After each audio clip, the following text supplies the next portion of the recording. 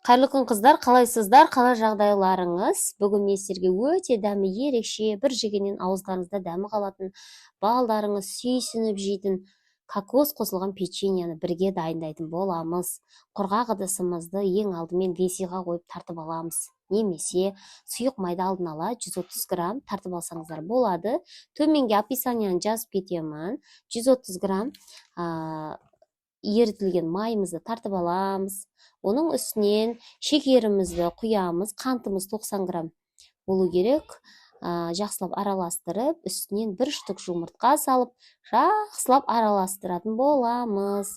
Жақсылап араласып болғаннан соң, үстінен сұйық майды құямыз. Сұйық май 130 грамм болу керек. Және де оны да жақсылап араластырамыз. Жақсылап араластырып болғаннан кейін үстінен жүгері крахмал саламыз. Мен 3 ас қасық салдым, яғни ол 30 грамм болады. Оны да жақсылап араластырамыз.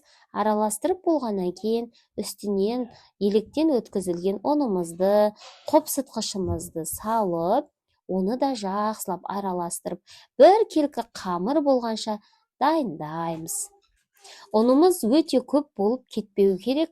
Барлығын таразға тартып, мөлшермен жасасаңыздар, дәл осындай қамыр шығады. Қамыр қолға жабыспайтын жұмсақ болу керек. Осылайша листімізді алып, астымызға пергамент қағазын салып, менде бұл пергамент қағазы бұрын қолданған, екінші рет қолданайын деп жатырмын. Осылайша видеода көрсетілгендей домалақтап аламыз. Қамырдың граммы 30 граммнан асып кетпеу керек, әйтпесе үлкен болып кетеді. Мен өзім көз мөлшерімен жасадым. Қаласаңыздар 30 граммнан таразға тартып алсаңыздар болады. Дәл осыдай видеода көрсетілгендей жасап шығасыздар. Сосын духовкаларыңыздың градусы қатты болып кетпеу керек. 165-170 градуста 10-15 минутта пісіріп аламыз.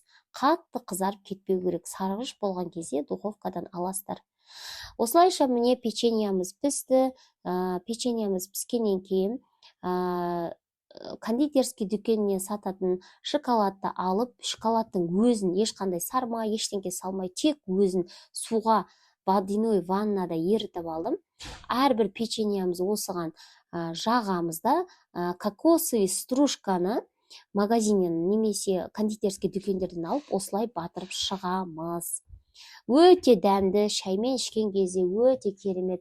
Бір жегенде ауыздарыңызға қалатын печеньяны балдарыңызға жасап, отбасыларыңызды қуантыңыздар. Менің каналыма тіркеліп, лайк басып, қолдап қойыңыздар. Сіздермен болған Данагүл. Баршаларыңызға рахмет.